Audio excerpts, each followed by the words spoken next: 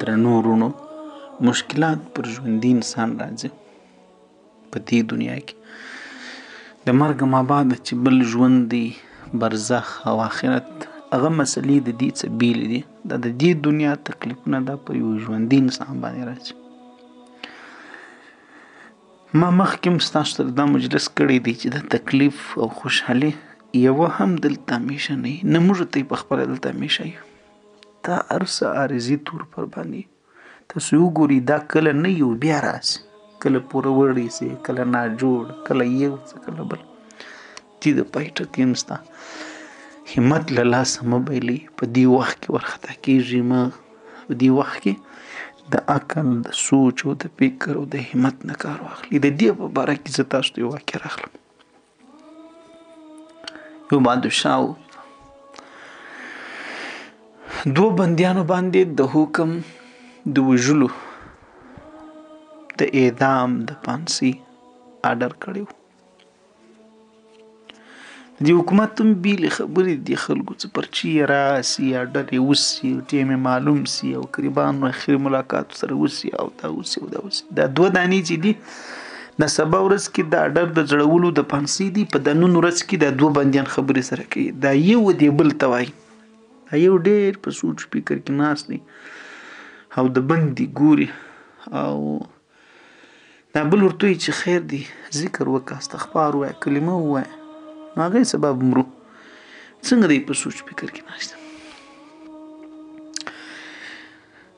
دوستانو دا د مرګ هغه خبره ده چې تا ته څوک وایي چې سبا دې راځړي چې سبا نه یو او تمه بعد چې غوښې ورځې درته کښېږدي بیا ولکه د باندې پورې شي غوښې ورځې نه بری ورته ویل چې سبا مې هغې راځړي خو ذکر وکړه دوه وکړه تا څه پنسر دی نیولې دي ناست ده ورته ویل چې زه سوچ فکر کوم څه باره کې چې څنګه زه کولی شم چې ځان خلاص کړم د دې راغلي مشکل څه د دې آرډر هم سوی دی حکم هم سوی دی قاضي توب کیسې ګرد دی خلاص سوی دی پرچې مو له راوړي د قریبانو مو سره ولیدل ختم بل پر وخندل وایي ته لا عجیبه انسان یې و به ته خلاص بس صحیح دی ته به خلاص یې د خیر سبا به دې پته ولګېږي چې سبا شو د پانسي ځای له یې دواړه راوستل تاسو هم چېرته لیدلی د پانسي ځای هم وکړه الله پاک دې زموږ ته یال اولاد ځان و مال قریب په ټول ځینو وساتي دا دې هغه ځای له چې راوستل نو په دې ټیم کې د انساني همدردۍ له مخه په دنیا کې دا یو قانون دی او شریعت هم دا هدایت موږ ته ټولو ته کړی دی هغه وایي چې څوک په مرګ صبر باندې په دغسې مرګ باندې چې هغه مثال اوس راځړي دامه یې در دیواله یې لاندې کوي لکه څنګه چې د بعضې بهایي او دغه د بادشاه د غله دپاره دغه حدر وټاکي مثال دا دغه بیر تاذیر وټاکي نو برای یې د خیر سره قصاص چې کوي مثال برای په دې ټیم کې اخري خواهش نور دنیا کافران خو د انساني دغه په شکل باندې انساني اصول مطابق هغه دا کوي شریعت هم موږ ته دا هدایت کړی دی چې اخري ارمان دې څه دی نو اخري ارمان کې ترجیح اوبور پوره کې اوبور وچشي کې بل څه غیر پوره کې میوه په وخوري هر شي چې د اخري ارمان شیدې راوچشي شیدې په وچشي مثال چې د اخري ارمانو کې د پلار سره وینم اخري ارمان یې ورپوره کړي بادشاه راغلی دی دنیا راغلی د تماشې دپاره اوس به خلک راځړي او دی به ګوري خدای خبر چې پر څه جنم به راباندې کړي هماغه نفر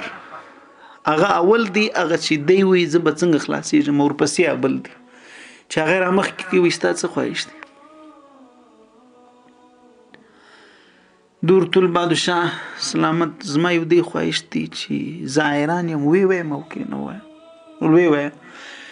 دته په دې جیل کې دا درک لګېدلی و یا د دې جیل څه مخکې چې بادشاه د آسانو ډېر زیات شوقي دی او یو آس لري چې دته ډېر زیات تیر دی ډېرې زیاته دی پالنه کوي پرورش یې کوي دې سړي ورته ویل چې بادشاه سلامت زما آخري ارمان دا دی په ما کې یو کمال موجود دی اوس خو تا هغه ما وژني اوس خبره در دې تیره د آرډر سوی دی تیر هغې تماشې لپاره اوس ما راوځړي کیسه به خلاص څه کمال دی پتا کې هغه کمال دا دی که زه چېرته ستا و آس ته ټرینینګ یو کال ورکړم تربیه ورکړم نو ستا آس به له نورو اسانو څه په عادي ډول باندې ډېر زیات چست او چالاک او ډېر بچسپي ډېر بچا به کې د پخوا وخت هغه د جنګ وو د منډې وو د پهلوانۍ وو د ځغاستې وو د ډېرو شان لپاره آس در آس نو بالا شی نه وو نو بادشاه سلامت که زه ستا آس د ټریننګ ورکم تربیت ورکم یو کال ستا آس کې به ډېرې نمایانې خوبۍ د نور اسانو بالا یي د تیز به یي تر چابک به یي حتی که داسې هم وسي چې والوځي یعنې ټوپ وي غټ ټوپ در یو ځای پورې وي داسې بادشاه ته دا خبره ډېر خوند ورکوي او ډېر فکرمند شو چې یاره که دا آس وي دوی خو به ګرځېدل په داسې اسانو پسې دی آس به ده سره ورسره و چې سر به بوی کوي نو د سوچ فکر وکړي چې یاره په یو کال باندې ما څه کېږي که زه یو کال دا سړی نورم پرېږدم او دا آس سره تربیت ورله ورکړي دا زما آس نه زما پر آس باندې ماموره کړم نو دوی خو لا ما څټلی نه شي نو زما په دې کې څه نقصان دي کېدی شي دې سړي کې داسې دغه یي مثال خو به یي چې هغه نو چې مړ یې کړم خو کیسه خلاص بادشاه ورته ویل که دې نه وکړي که مې نه وکړي په دا ټیک مې وویل مثال زموږ ته دون خبر بس بیا ستا خوښه بادشاه اډر وکړي چې بس د خیر سره وروره د روی ابل لا ماپ دی یو کال ابل په جیل کې وساتي دی آزاد کړي یو کال ابل دلته کښېنوي دی پرېږدي د روی ابل لا بس پرېږدي د خیر سره بیا به کال ما بعده ګور چې جیل سره رالل دا یو کپړې اخلي ځي وځي بیا به نه بادشاه پر اسانو باندې موظف کوي اوس به نه ځي کور دا یو کال په ازادۍ تېرېږي چې جیل سره رالل دا یو د ابل ته وایي چې وایي په دې تا څه پیدا وکړئ مړ شوي وایي کیسه به خلاص وي د ورته لوی نادانه صرف راز ساته خبره چاته مه کوه اوس ورته ګوره چې مخکې نور څه کېږي څلور چانسه مخامخ په دې کې ماته پراته دي چې کېدی شي زه په دې کې خلاص کم او کېدی شي انشاءالله زما د روی تم خلاص یم همت مه بایله کم نصیبه ته څنګه سرټم بشي کم څلور چانسه یو چانس دا دی زما د خلاصېدو څه خبره ده که بادشاه مړ شو سپین ږیری بوډا سړی دی کېدی شي مړ شي که دی مړ شو زه خلاص یم ته ولې ناامید یې تا ولې دې سوچ فکر کړی دی ته ولې د عقل او د مزغو نه کار نه اخلې دا یو دوم چانس دا دی څه خبره ده که دا آس مړ شو څه خبره ده که دا آس مړ شو نو بیا به هم ماته دغه آس ما خو یو کال ټیم چې نو بیا چې دی ماته بل را پیدا کړي په دې کې به خامخا نورم ټیم تېرېږي چلو ټیم نه شو تېر حاسم ژوندی دی یو کال خو په ازادي باندې زه وګرځېږم چې دلته په جیل کې ناست یم یا مې وژنې کېدی شي بل صورت خدای پاک راوباسي یو صورت له زما د خلاصېدو بل الله پاک راته پیدا کړي چانس ځکه چې کله الله پاک درته وغواړي نو په بندو دیوالو کې تا ته دروازې درته خلاصېږي چې د الله خوښه شي نو د کېدی شي هغه آس مړ شي ډېر ټیم دی